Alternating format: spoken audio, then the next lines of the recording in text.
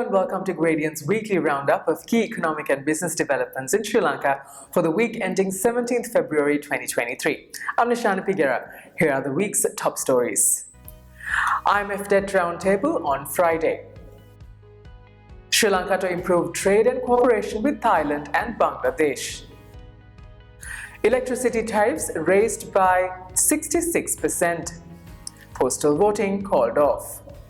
In our main story this week, on Friday, the International Monetary Fund is meeting creditors of Sri Lanka, Ghana and other debt-troubled nations. The discussions will focus on addressing issues related to the current debt structuring framework, which in several countries has reached an impasse. While the Paris Club of Creditors and India have approved debt assurances for Sri Lanka, China offered a 2-year moratorium and to discuss more relief.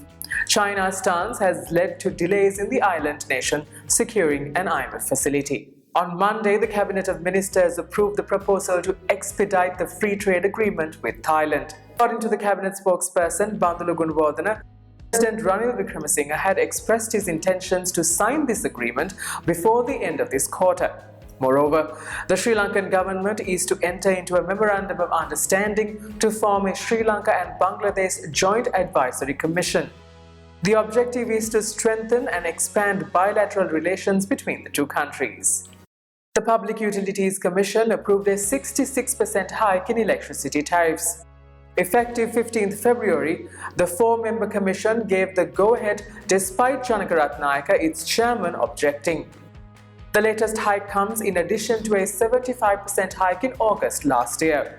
To secure an IMF facility, Sri Lanka has to operate a cost-reflective tariff structure. According to the Election Commission, the scheduled postal voting for upcoming local government elections is delayed. Issuing a statement, Saman Sri Ratnayaka, Commissioner of the Election Commission, said that the delay was caused due to reasons beyond their control. The government printer had refused to issue ballot papers until due payments were made. Ballot papers were to be distributed from Thursday, with postal voting taking place from the 22nd to the 24th of February.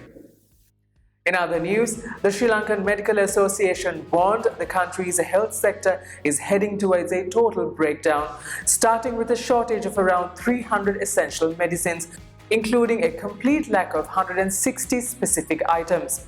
This has resulted in hospitals being forced to conduct only critical life-saving surgeries and delay all other surgeries. Sri Lanka intends to procure such medicines under the $1 billion Indian line of credit. To check off another IMF condition, the Cabinet approved the final draft of a new Central Bank Act. According to Cabinet co-spokesperson and Minister Bandulu Gunawardena, the new legislation will vest more powers to the central bank on monetary policy and will allow it to operate as an autonomous organization. The act will now be presented in Parliament. A aircraft dismantling yard is to be set up at the Mattala Rajapaksha International Airport. A senior official at the airport speaking to the Daily Mirror stated that a Boeing 700 series aircraft will be the first aircraft to initiate the dismantling project and that it is awaiting approval from the Central Environmental Authority and the Civil Aviation Authority of Sri Lanka, among others. And now let's take a look at the weekly movement of the All Share Price Index and the S&P SL20 Index at the Colombo Stock Exchange.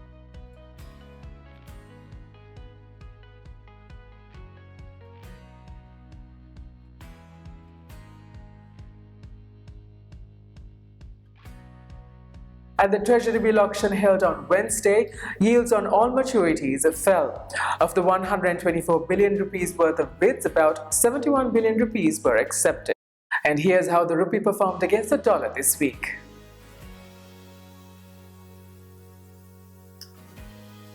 In other market news, Binod Chowdhury, billionaire investor from Nepal, was in the country this week. He held discussions with Dinesh Virakodi, chairman of the Board of Investments, on potential investment opportunities as well as the progress of the infrastructure at the Colombo port city. And that's a wrap for this week. Do subscribe to our YouTube channel at the link below for more updates on economic and business developments in Sri Lanka.